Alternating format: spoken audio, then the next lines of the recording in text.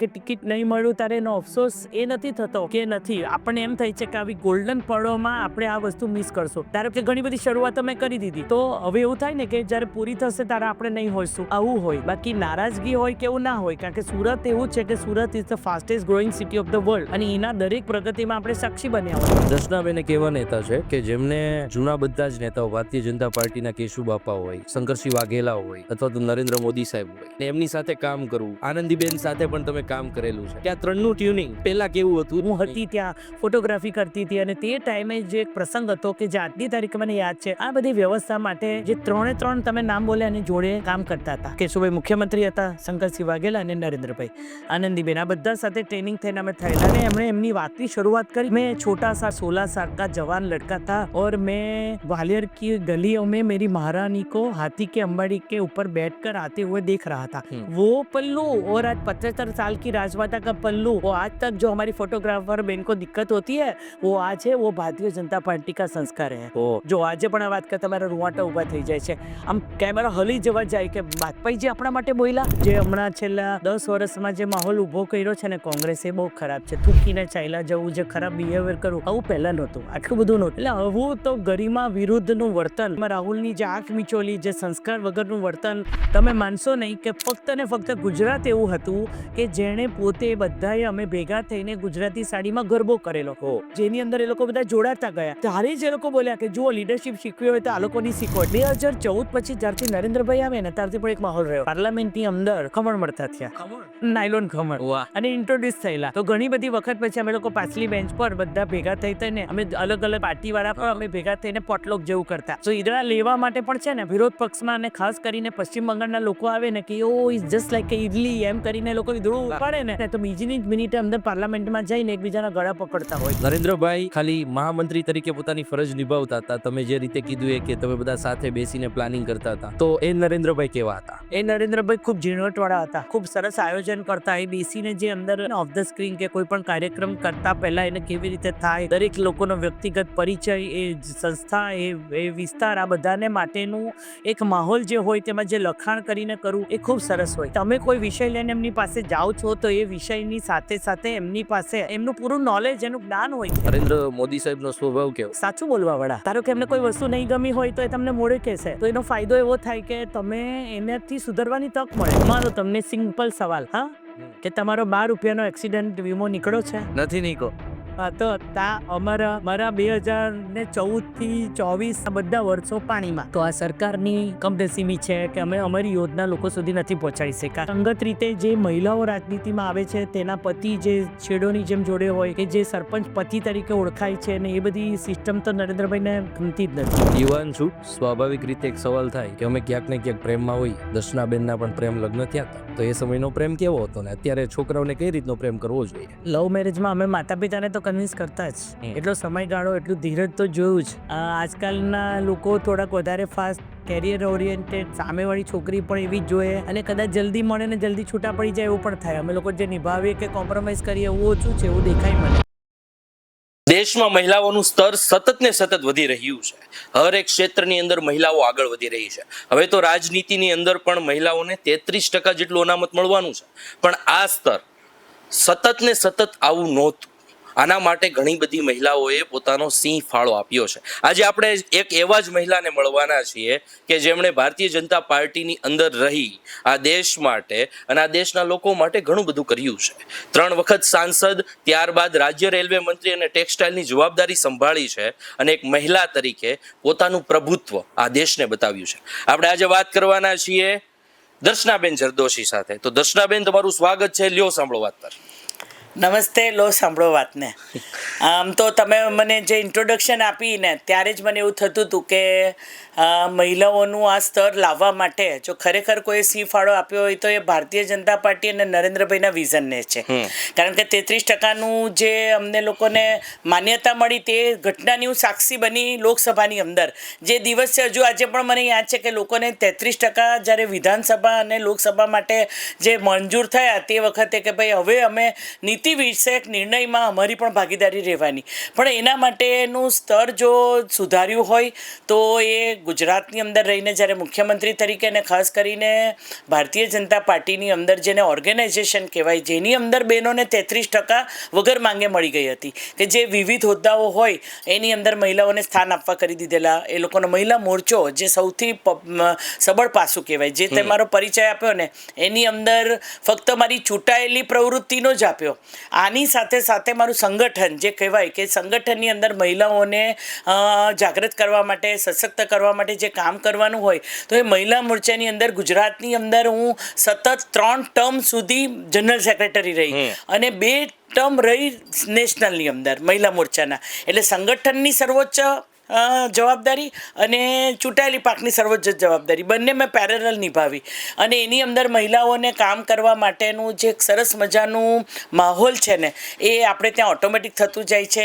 Natural બોન્ડિંગવાળા લોકો, natural સ્વભાવવાળા લોકોને જો તમે પૂરી નિષ્ઠાથી કામ કરતા હોય તો એને આગળ વધવાની તક મળતી જ રહે છે. ઓકે, આ પોડકાસ્ટની શરૂઆત બહુ નોર્મલ વાતોથી કરવી છે મારે, તો સૌથી પહેલાં તો મારે એ પૂછવું છે કે 3 ટર્મ સાંસદ 2009, ત્યારબાદ 2014, 2019, 3 ટર્મ સાંસદની જવાબદારી નિભાવી, હવે હળવાશ ફીલ કરો છો કે નહીં? હળવાશ તો એવું છે કે ભારતીય જનતા પાર્ટી અને સાંસદ આ બેની જે આદત હોય ને, તમે તો ફક્ત 15 વર્ષ દિલ્હીની વાત કરો છો, પણ એના પહેલાં 10 વર્ષ મારી જવાબદારી હતી, એટલે લગભગ 25-30 વર્ષથી મેં બીજું કશું કર્યું જ નથી રાજનીતિ સિવાય એમ. એટલે હળવાશ એ રીતે નિભાવાય કે ભાઈ કાલે ઉઠીને મારે કશે સવારમાં ઉઠીને જવાનું નથી અથવા કોઈ ફોનના જવાબ નથી આપવાના, પણ જે મારા સંસ્કાર છે, party with the difference, Bharatiya Janata પાર્ટીમાં હું શું શીખી તો એ મારે જે મને મળ્યું છે એ સમાજને મારે પાછું આપવાનું છે. એટલે કોઈકને કોઈક રીતે મારે મારી પ્રવૃત્તિ, મારું કામ તો આગળ વધારવાનું જ છે. એટલે હળવાશની સાથે સાથે એવું કામ કરવાનું કે જે મને ગમે અને જે હું શીખી તે હું લોકોને પાછું આપી શકું. દિનચર્યા કેવી હોય છે અત્યારની, પહેલા કરતાં કેટલો ડિફરન્સ છે? પહેલાં જો જેમ કહી શકાય કે પાર્લામેન્ટમાં જવાનું હોય તો એમ સ્કૂલ જેવું એક હતું કે ભાઈ તમારે પાર્લામેન્ટ ચાલુ હોય ત્યારે 11 વાગે પહોંચવાનું હોય, એના પહેલાં પછી 11 થી 6 પછી પાર્ટીના દિલ્હીની વાતો. અહીંયા જ્યારે સુરત હતા ત્યારે લોકોની વચ્ચે રહેવાનું, ફક્ત શનિ રવિ જ. મંત્રી બન્યા પછી તો એનાથી વધારે થઈ ગયું કે 2 દિવસ સુરત, 2 દિવસ દિલ્હી અને 3 દિવસ કોઈ પણ એક સ્ટેટમાં. એટલે એને લીધે જે બધી જવાબદારીઓ નિભાવતા જે બધાને લોકોને મળવાનું થાય, જે લોકોની સાથે એ લોકોનું શેરિંગ, એ લોકોની વાતો જાણવાનું મળે, એ બહુ વિશાળ ક્ષેત્ર હતું. એમાંથી હવે આપણે જ્યારે સુરત જેવા આપણે જ્યાં આપણા મોટો થયો, જન્મ થયો, એ જગ્યા પરના લોકોને જે અંગત લોકોથી દૂર હતા, મિત્રો, પરિવાર, એ બધાને મળવાનું થાય તો ગમે પણ છે. એટલે હળવાશની સાથે સાથે હું પ્રવૃત્તિ પણ કરું છું કે મારી સરનેમ જે છે કે હું પહેલાં નાયક હતી, દર્શના નાયક હતી, અને નાયકમાંથી જરદોશ બનેલી જ્યારે મેં આંતર જ્ઞાતિય લગ્ન કરેલા. તો જરદોશ એટલે જરીમાંથી જરદોશી કામ કરે, એ જરદોશી જરીનું કામ જે સુરતની ઓળખ છે એને કેવી રીતે આગળ લઈ જવું એના માટેની એક સંસ્થા હતી ને એની સાથે હું જોડાઈ ગઈ. એટલે રૂટીનમાં એવી રીતે આવી ગયું. રાજનીતિની શરૂઆત કઈ રીતે થઈ અને જે તે સમયે 1988-89ની અંદર પહેલી વખત રાજનીતિની અંદર પદાર્પણ કરવાનું વિચાર્યું, તો પહેલેથી જ બાળપણથી જ એવું હતું કે મારે રાજનીતિની અંદર એન્ટર થવું છે, કે અચાનક એવું થયું કે નહીં હવે મારે છે ને રાજનીતિમાં જવું જ પડશે? લીડરશિપ ગુણ હતા અથવા કેળવાયેલા હતા એવું કહી શકાય, કારણ કે હું સ્કૂલમાં GS હતી, કોલેજમાં હતી SCR, એટલે એની સાથે સાથે કેવું છે કે લીડરશિપ તો લેતી જ હતી, પણ રાજનીતિમાં જવાનું નક્કી નહોતું. રાજનીતિમાં પરિવારમાં કોઈ છે પણ નહીં. કદાચ એવું કહી શકાય કે દૂરના સગપણે મોરારજીભાઈ દેસાઈ હતા કે જ્યાંથી મને ચૂંટાવાની તક મળી, કે ભાઈ સુરતની સીટ એવી હતી કે જ્યાંથી મોરારજીભાઈ દેસાઈ પ્રધાનમંત્રી બનેલા, અને ત્યાર પછી સતત કાશીરામભાઈ રાણા રહ્યા, અને એ પછી એ જગ્યા ઉપર જ્યારે મહિલા તરીકે એક મોટા શહેરની અંદર, અર્બન એરિયાની અંદર બેનને દિલ્હીમાં રિપ્રેઝેન્ટ કરવાનું વિચાર્યું તો નરેન્દ્રભાઈએ. અને ત્યારે કેવું છે કે મેં પોતે સપને નહોતું વિચાર્યું કે મને સંસદમાં જવાનું મળશે, કારણ કે મેં દિલ્હી જોયું નહોતું. અને તે પહેલાંની મારી જે રાજનીતિ સફર હતી ને એ સુરત પૂરતી મર્યાદિત હતી. બહુ તો એમ થતું હતું કે સુરતથી આગળ વધીને સંગઠન હતું એટલે હું ગુજરાતમાં જતી હતી, હું ધારાસભામાં જઈશ, સતત જેમ કોર્પોરેશનમાં હતી તો કોર્પોરેશનના કોઈ હોદ્દા પર જઈશ. પણ દિલ્હીની સફર અને ત્યાં અચાનક જવાનું એ થોડુંક મનમેળ તો થયું. જ્યારે મારી ટિકિટ ડિક્લેર થઈ ત્યારે એમ થયું કે દિલ્હી જઈને શું કરીશ, પણ ત્યારે તો પાછા આપણે ઓપોઝિશનમાં હતા, એટલે 2009 થી 14 અને 14 થી 24 આ બે ડિફરન્ટ કાર્ડ રહ્યા કે એકમાં ઓપોઝિશનમાં હતા અને એકમાં સત્તામાં હતા. એટલે બંનેની કામ કરવાની નીતિ રીતિ, બંનેનું રૂટીન અને બંનેની અંદર આપણી પોતાની જાતને પ્રેઝન્ટ કરવાનું એ અલગ અલગ હતું. કહેવાય છે કે ભારતીય જનતા પાર્ટીમાં આઈટી સેલની શરૂઆત થઈ ત્યારથી દર્શનાબેન જરદોશનો એમાં અમૂલ્ય ફાળો હતો. કહેવાય છે કે ભારતીય જનતા પાર્ટીના જૂના ફોટા જો કોઈ પાસે સૌથી વધારે હોય તો એ દર્શનાબેન પાસે હશે, કારણ કે એમને એક એક ફોટો કંડારેલો છે, એક એક આંદોલનથી લઈ બધી જ વાતોનો. તો એ ફોટોગ્રાફરની જર્ની ભારતીય જનતા પાર્ટીમાં કેવી રહી? એક ફોટોગ્રાફરની દીકરી હોવાને નાતે તસવીર કેન્દ્ર જે મારા પપ્પાનો સ્ટુડિયો હતો ને એને કારણે બચપણથી જ પપ્પાએ, અમારો ભાઈ હોવા છતાંય અમે બધી બહેનોને અમને બહુ પગભર કરેલી અને નાના નાના ફેમિલી ફંક્શનમાં અમે ફોટોગ્રાફી કરવા જતા. એટલે એ ફોટોગ્રાફી કરતાં કરતાં રાજનીતિની અંદર પણ મીડિયાનું કામ સંભાળતી થઈ અને એની સાથે જ્યારે મહિલા મોરચામાં ગઈ ત્યારે મહિલા મોરચામાં ઓલ ઓવર ઇન્ડિયા ગઈ કે ઓલ ઓવર ગુજરાત રહી ત્યારે ફોટો એ મને એટલા માટે મને એક નવી યાદો આપી કે એમાં મને ખૂબ વિશાળ સંખ્યામાં બહેનોને મળવાનું થઈ, યાદો સંગઠતી થઈ અને એ યાદો મારી પાર્લામેન્ટ સુધી પણ રહી. અને પાર્લામેન્ટ પછી જ્યારે હું અત્યારે એમ કહી શકાય કે G20 જેવું સફળ આયોજન થયું કે એના સિવાય કોઈક મોટા ડિગ્નિટરીઝને મળ્યા હોય તો એ બધી યાદો ફોટાને લીધે જ અત્યારે જળવાયેલી કહેવાય. એટલે એ યાદો ઘણી બધી છે. ભારતીય જનતા પાર્ટીની અંદર તમે પદાર્પણ તો કર્યું, પણ ઘણા બધા નેતાઓ એવા હોય કે જેમને કંઈક ખૂટતું હોય અથવા તો એવો સંઘર્ષ થયો હોય અથવા તો સરકારથી એવી નારાજગી હોય જેના કારણે રાજનીતિની અંદર એવો એન્ટર થયા હોય. તમારી સાથે એવું કંઈ થયું હતું કે કોઈ પણ બાબત ઉપર સરકાર સામે વિરોધ હોય અને તમે રાજનીતિમાં આવવાનું વિચાર્યું હોય? ના, એવું તો ન કહી શકાય, પણ અન્યાય થયો હતો પણ એ બેંકમાં થયો હતો. કોઓપરેટિવ બેંક્સ હતી અને મહિલાઓને લગતી હતી ને મારા મમ્મી મેનેજિંગ ડિરેક્ટર હતા અને એમાં ત્યાં કંઈ એ બેંક હવે બંધ થઈ ગઈ અને ત્યારે ત્યાં અન્યાય થયો. એ અન્યાયની લડાઈ લડતા હું મારો વોર્ડ જે કહી શકાય, જે અત્યારે ભાજપનો ગઢ કહેવાય, કે જે જગ્યા ઉપરથી બાલાજી રોડ પર બેંક હતી અને બાલાજી રોડથી જ મારી શરૂઆત થઈ અને એ જગ્યા પર આપણા જૂના જે સ્ટેન્ડિંગ કમિટીના ચેરમેન અને હતા 25 વર્ષ જે કોર્પોરેટર નરેન્દ્રભાઈ ગાંધી સાથે સંપર્કમાં આવી અને વોર્ડથી જ કામગીરી શરૂ કરી. વોર્ડની કામગીરી કરતાં કાશીરામભાઈની લડાઈ લડતા લગ્ન પણ થયા. લગ્ન થયા પછી આગળ મહિલા મોરચાનું કામ થયું, જે નીતા સાતભાઈના મૃત્યુ પછી જે બાય ઇલેક્શન આવ્યું ત્યારે મહિલા મોરચાની જવાબદારી મળી આખા સુરત શહેરની અને હું કોર્પોરેટર પણ બની અને એ પણ એ બિનહરીફ કોર્પોરેટર બની. એ પણ હું એ જ જગ્યા પરથી જે ગઢ કહેવાય, ખાડિયા જેવો વિસ્તાર કહેવાય, કે મેં સવારે ફોર્મ ભર્યું 11 વાગે અને સાંજે 5 વાગે તો હું ઇલેક્ટ થઈ ગયેલી કે હું કોર્પોરેટર બની ગઈ. અને બીજે દિવસે સવારે નરેન્દ્રભાઈનો ફોન આવ્યો કે સાચે એવું થયું છે, એટલે સામે કોઈ ઉમેદવાર જ નહોતો અને ત્યારે એવું થયું કે વગર ચૂંટણી લડે હું કોર્પોરેટર બની ગઈ. પણ બીજા 2 ભાઈઓની ચૂંટણી, કારણ કે ત્યારે 2+1 એટલે 2 ભાઈઓ અને 1 બહેન હતા, તો એના માટે તો પ્રચારમાં મારે જવું જ પડે. એટલે એ પ્રચારમાં હું જતી અને એમાં કામ કરતી અને કોર્પોરેશનમાં કામ કર્યા પછી આપણને એવું લાગતું હતું કે ભાઈ હવે તો આમાંથી જ આગળ વધશું. તેને બદલે કોર્પોરેટર પછી અમને લોકોને બધાને ઘરે બેસવાનું આવ્યું અને એ વખત મારી શરૂઆત થઈ સંગઠનમાં અને આનંદીબેન સાથે હું મહિલા મોરચાના મહામંત્રી તરીકે આખા ગુજરાતમાં ફરવાનું થયું. અને મારી દ્રષ્ટિએ એવું કહી શકાય કે it was a turning point of my life. કારણ કે મહિલા મોરચાની અંદર નરેન્દ્રભાઈએ જે મહિલા સશક્તિકરણનું સાચા અર્થમાં કામ કર્યું તેમાં 26 જિલ્લા અને 7 મહાનગર એની અંદર એમણે મહિલા સશક્તિકરણના 1 લાખ લોકોના સંમેલન કરેલા અને એ સંમેલનની અંદર બહેનોને ભેગી કરવાની. નરેન્દ્રભાઈ પોતે એ બધી યોજનાઓ વિશે સંભળાવે અને પછી ત્યારે એમને ફીડબેક આપવાનું. આ જે એક મારી ઘડતરની પ્રક્રિયા કહેવાય ને, એ લગભગ 4 વર્ષ રહી કે 2005થી 2008 સુધી આજે આખા સમગ્ર ગુજરાત રાજ્યમાં ફરવાનું થયું. બહેનોની પરિસ્થિતિ એ ડાંગ હોય, સાબરકાંઠા હોય, પાટણ હોય કે કોઈ પણ જિલ્લો એવો નથી કે જે મારા ધ્યાનમાં નહીં હોય. ગ્રામ્યની રાજનીતિ અને એની સાથે સાથે શહેરની રાજનીતિ, આની અંદર બહેનોને પડતી તકલીફ, બહેનો કઈ રીતે રાજનીતિમાં જોડાય, શું લઈને આવે, કેવી રીતે એકત્રિત થાય, સંગઠિત થાય, શું કામ કરવું ગમે, આ બધા વિષયો ત્યારે ધ્યાનમાં આવ્યા. અને જે યોજનાઓ બની છે અત્યારે કહી શકાય કે જેનો આધાર બનાવીને નરેન્દ્રભાઈ દેશની અંદર કામ કરી રહ્યા છે. બહેનોના નામે ઘર હોવું, સખી મંડળો કરવા, માતાની પાછળ એટલે દીકરાની પાછળ માનું નામ પણ લખી શકાય, આ બધી યોજનાઓની શરૂઆત હતી. એટલે જે સાચા અર્થમાં જે સ્ત્રી સશક્તિકરણની તમે વાત કરો છો એનો પાયો ગુજરાતમાં નખાયો હતો અને એની અંદર બહેનોને જોડતા એ લોકોને અંગઠિત કરતા જે સખી મંડળો હતા એટલી પાવરફુલ થઈ ગઈ કે એ પોતે બેન્કિંગ પ્રક્રિયા કરતી સ્વનિર્ભર થતી ગઈ, અન્યાય નહીં સહન કરતી ગઈ અને આગળ વધતી ગઈ.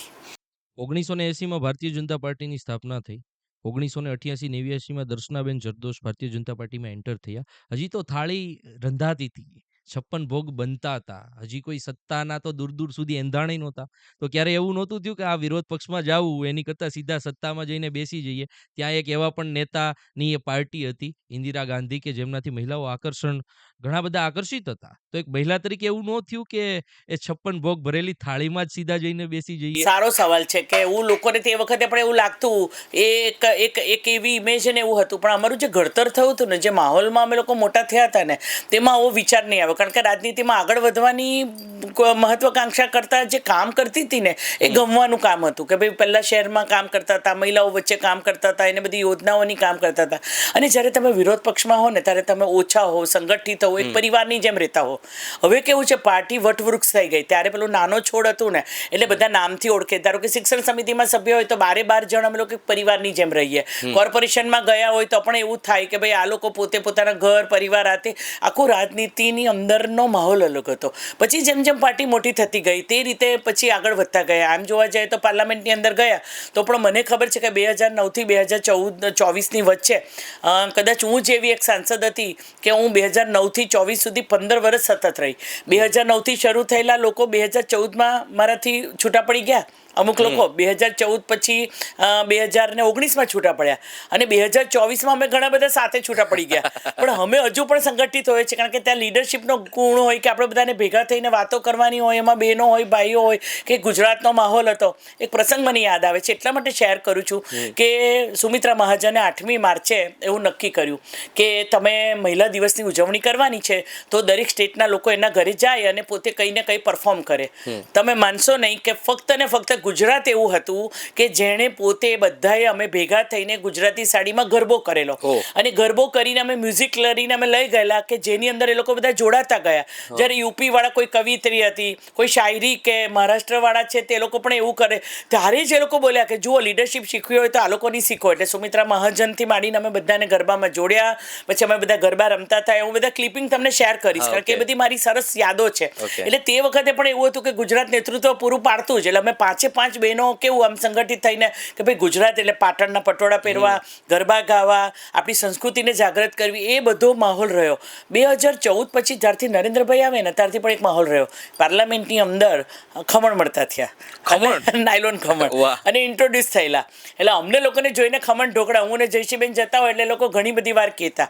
પછી અમને લોકોને એ સેન્ટ્રલ હોલનો એક જે માહોલ હતો જૂના પાર્લામેન્ટનો, તો અમે હસીએ કે આ ખમણ જે છે ને અમારે સુરતના નહીં, આપણા જે દાળવાળા ખમણ આવે, જે આપણે ખમણ લોચાની જે આદત પડેલી છે, તો ઘણી બધી વખત પછી અમે લોકો પાછલી બેન્ચ પર બધા ભેગા થઈને અમે અલગ અલગ જ્ઞાતિ, અલગ અલગ પાર્ટીવાળા પણ અમે ભેગા થઈને પોટલોક જેવું કરતા કે ભાઈ સોમવાર તો મારો વારો હું સોમવારે રાખતી કે પેલું આપણે સુરતથી જવાનું હોય રવિવારે, તો સોમવારે ખમણ જઈને વઘારીને ઈદડા લઈ જવાના. તો ઈદડા લેવા માટે પણ છે ને વિરોધ પક્ષમાં અને ખાસ કરીને પશ્ચિમ બંગાળના લોકો આવે ને કે ઓ ઇઝ જસ્ટ લાઈક ઈડલી એમ કરીને લોકો ઈદડું ઉપાડે ને ત્યારે આપણને થાય. અને પછી તમે જુઓ ને તો બીજીની જ મિનિટે અંદર પાર્લામેન્ટમાં જઈને એકબીજાના ગળા પકડતા હોય. એટલે એ જે માહોલ હોય કે ભાઈ એ દુશ્મની ફક્ત પાર્લામેન્ટના વિચાર ભેદ બધા ત્યાં હોય, પછી તો અંદર બધા સેન્ટ્રલ હોલની અંદર બધા ભેગા થઈને જ આ બધું કામ કરતા હોય. એટલે સંગઠન, મહિલાઓ અને એની સાથેનું જે આદતો પડતી ગઈ ને, જે ગ્રોથ ધીમે ધીમે ગ્રેજ્યુઅલી થતો ગયો ને, એ કામ કરવાનું ગમતું ગયું. એમ એ રાજનીતિ ખેલદિલીની રાજનીતિ છે. હમણાં જ તમે કીધું કે 2024માં અમે એક સાથે ઘણા બધા છૂટા પડી ગયા.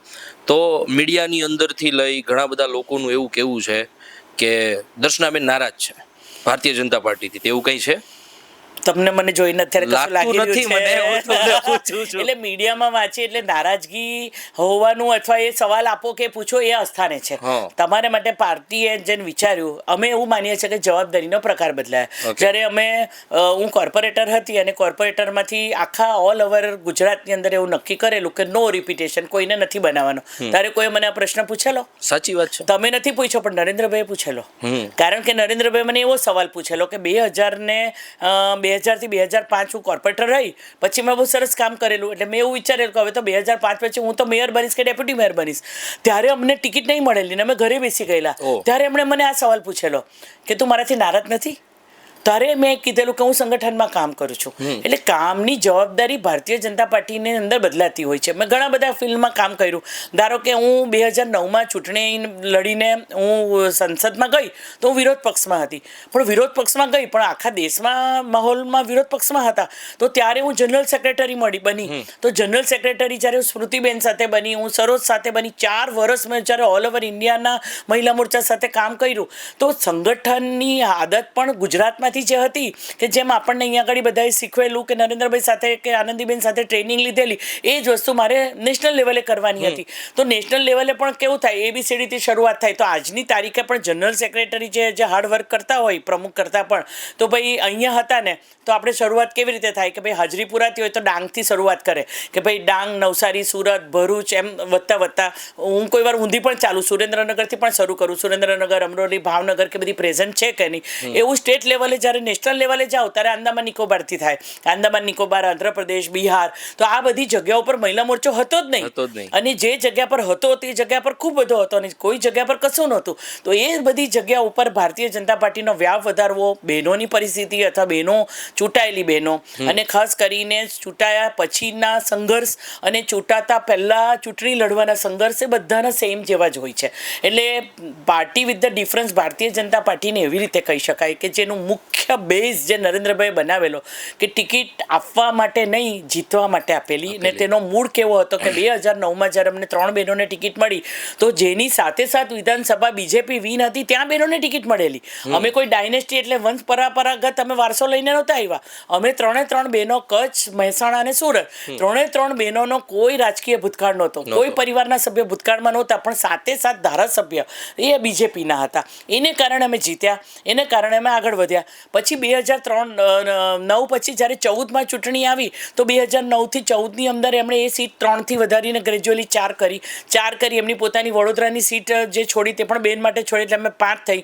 2019માં એ સીટ 6 થઈ ગઈ. એટલે ધીમે ધીમે બહેનોને તૈયાર કરીને કઈ જગ્યા પર સ્વીકૃતિ, પહેલાં શહેરી વિસ્તારમાં હતું, હવે ધીમે ધીમે ગ્રામ્ય વિસ્તારમાં પણ આ બધું ચલણ વધતું ગયું. બહેનો તૈયાર થતી ગઈ ને બહેનો આગળ નીકળતી ગઈ.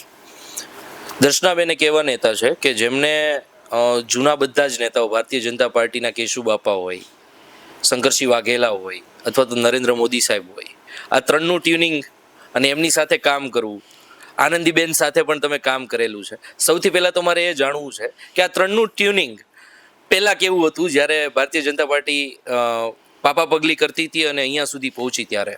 એના માટે એક સવાલ એવો પૂછી શકાય જે તમારે પૂછવો જોઈએ કે તમે કેટલાય જેને મહિલાની અંદર જેમ આપણા આદર્શ હોય કે તમારા આદર્શ કોણ છે, વાજપેયીજીને કેટલા લોકોએ જોયા છે, રાજમેતા સિંધિયાને કેટલા લોકોએ જોયા છે, આવો સવાલ પૂછો ને એટલે તમને એની સિનિયોરિટીનો ખ્યાલ આવે, જેનો જવાબ મારી પાસે છે. મેં બંનેને જોયા છે. અને વાજપેયીજીએ જ્યારે રાજમાતા સિંધિયાને 75 વર્ષ થયા અને એના માટેનો એક રાષ્ટ્રીય કાર્યક્રમ ગુજરાત લેવલે થયો અને એની અંદર એમને 75 વર્ષ થયા અને એ થેલી જ્યારે એને અર્પણ કરવામાં આવેલી ત્યારે મારો રોલ હતો. હું હતી ત્યાં, ફોટોગ્રાફી કરતી હતી અને તે ટાઈમે જે એક પ્રસંગ હતો કે જે આજની તારીખે મને યાદ છે, ભોજન કેવું કરવું, વ્યવસ્થા કેવી કરવી, ઓલ ઓવર ઇન્ડિયાથી બહેનો આવે તેની સાથે કેવું કરવું, આ બધી વ્યવસ્થા માટે જે 3 તમે નામ બોલ્યા અને જોડે કામ કરતા હતા.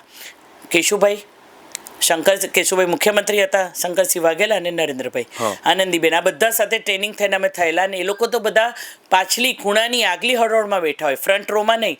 અને વાજપેયીજી જ્યારે આવ્યા ત્યારે વાજપેયીજીએ અમે બધા ફોટોગ્રાફર એક ખૂણામાં, જેમ અત્યારે બધા કેમેરા લાગ્યા છે તેમાં બધા લઈને ઊભા હતા અને અમે જોયું તો રાજમાતા બેઠા હતા, અમે એક લાઈનમાં દેખાતા. તમને ખબર છે હમણાં એક ફોટો આવે છે કે એક સરખા બધા લાઈનમાં દેખાતા હોય, બધા ફોટા આમ કરીને, તો એવું અમને લાઈન દેખાતી હતી. પણ અમને રાજમાતાનું મોઢું નહીં દેખાય કારણ કે એના માથા પર વ્હાઈટ પલ્લું હતું, એટલે પલ્લુને લીધે એ દેખાય નહીં. એટલે કોણ હિંમત કરે? એટલે મહિલા ફોટોગ્રાફર તરીકે હું આગળ ગઈ, આમ પગ આગળ બેસીને મેં કીધું, માતાજી આપકા પલ્લુ થોડા ઉપર કીજીએ. આ વાત બાજુમાં વાજપેયીજીએ સાંભળી અને એમણે એમની વાતની શરૂઆત કરીને ત્યારે એમણે આવી રીતે કરી. મેં છોટા સા નન્ના સા 16 साल का जवान लड़का था और मैं ग्वालियर की गलियों में मेरी महारानी को हाथी के अंबाड़ी के ऊपर बैठकर आते हुए देख रहा था.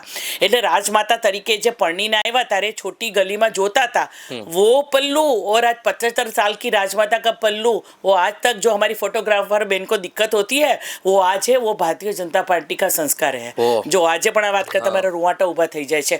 આમ કેમેરો હલી જવા જાય કે વાજપેયીજી આપણા માટે બોલ્યા. એનો પોતાનો ફોટો પાડેલો અહીંયા આગળ કાપડે હેલ્થ ક્લબમાં આવેલા ત્યારે એ પેલા 13 દિવસની સરકાર જે 13 મહિનાની હતી ને, એટલે એને સવાલ પૂછેલો ભગવતીભાઈ શર્માએ કે પત્રકાર તરીકે કે ક્યાં મેં ભાવિ મુખ્યમંત્રી સે ભાવિ પ્રધાનમંત્રી સે મિલ રહા હું. એમણે બહુ સરસ જવાબ આપેલો કે નહીં, આપ પૂર્વ પ્રધાનમંત્રી સે મિલ રહે હો.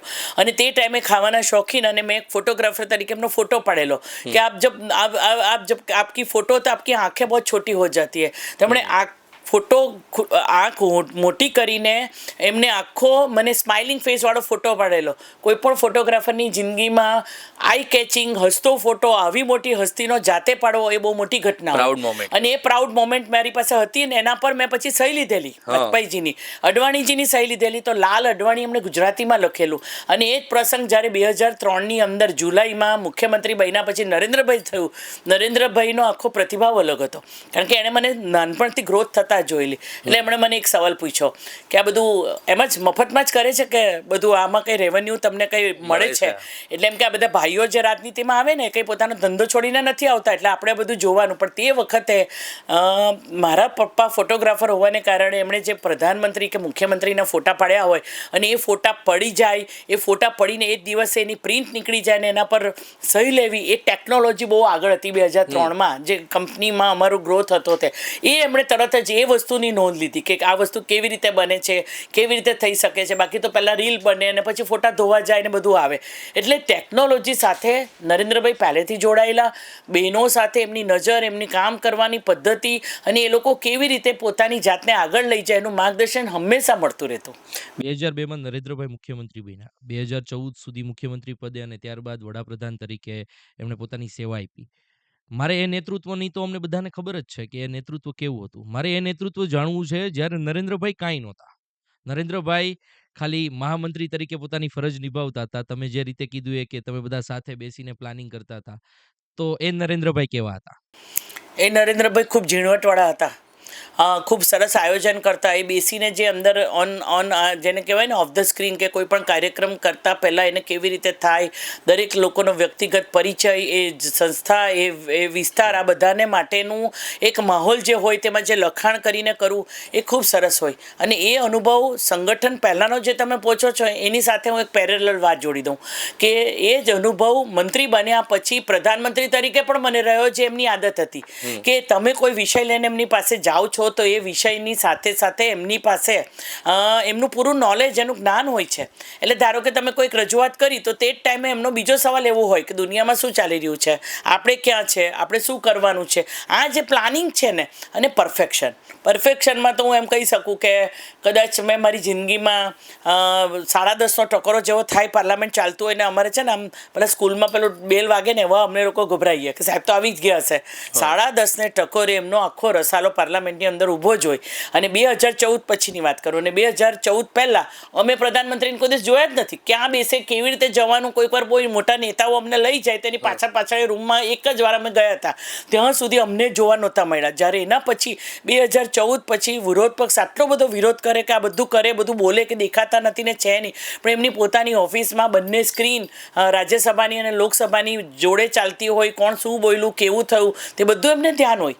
એટલે એમનું જે માર્ગદર્શન અને એમનું કોઈ પણ વિષયની અંદરની જે નિપુણતા અને નોલેજ વધારવા માટેનું જે વાંચન, દુનિયામાં શું એમને એવું જ છે કે એમના ગોલ બહુ ઊંચા હોવા જોઈએ. ધારો કે તમારે નાની સભા કરવી છે તો તમારે સભા કરવી છે 5,000 લોકોની, તો એના માટે બેઠક વ્યવસ્થા કેવી હોવી જોઈએ, ક્યાં બેસશો, 5,000 માટે તમારે 8,000 ઇન્વિટેશન આપશો તો 5,000 ભરેલા રહેવાશે, કેવી રીતે ઊભા થઈને એનું મીડિયા કેવું હોવું જોઈએ, એનો ફોટોગ્રાફ કેવો જોઈએ, એની ઇમ્પેક્ટ કેવી રીતે પડશે, આ બધું જ ઝીણવટભર્યું ધ્યાન એમની પાસે હોય છે. જે અમે ત્યારે પણ શીખ્યા હતા અને હજુ પણ મંત્રાલયની અંદર પણ જે એક સરસ મજાનું કામ કર્યું કે પહેલાં 2009થી 14ની અંદર બધા મંત્રાલયો સ્કેટર્ડ હતા. સ્કેટર્ડ બધા પોતપોતાની રીતે કામ કરે અને ત્યાર પછી જે એમણે બધા મંત્રાલયોનો સમન્વય કર્યો. એવું નથી કે હું રેલવે મંત્રી હોઉં તો મારે રેલવે મંત્રીનું જ જાણવાનું કે ટેક્સટાઇલનું જ જાણવાનું, મને બીજા મંત્રાલયની પણ એટલી જ માહિતી હોવી જોઈએ.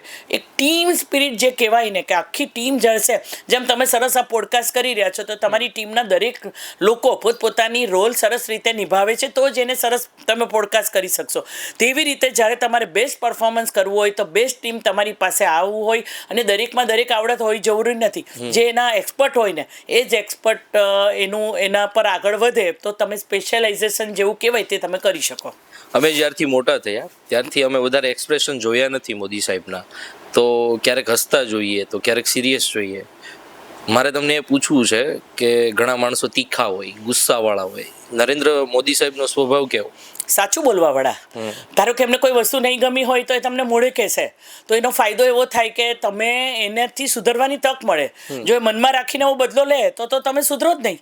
એને બદલે કેવું હોય કે જે છે એ પ્રતિબિંબ કાચ જેવા છે, કે કાચ જેવા પ્રતિબિંબ હોવાને કારણે કે એમને શું જોઈએ છે બહુ જ ક્લિયર છે, શું નથી કરવાનું, ડૂઝ એન્ડ ડોન્ટ્સ બહુ ક્લિયર છે કે ભાઈ તમે અહીંયા બન્યા છો તો તમારે આટલું જ કામ કરવાનું છે, આવી રીતે જ આગળ વધવાનું છે તમારું. You have to focus on your final goal.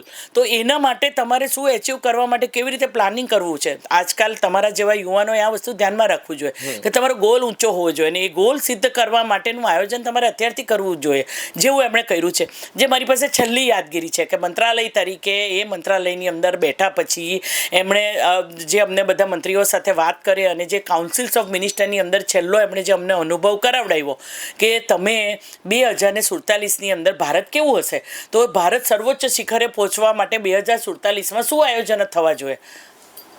તમને તો નહીં વાંધો આવે, અમારે જેવાને પહેલો સવાલ, મારે અથવા મારાથી મોટા ઉંમરવાળાના સવાલનો શું જવાબ હોય? આપણે ક્યાં જીવવાના છે ખબર પડે, આપણે કરવાનું 2047નું આપણે શું.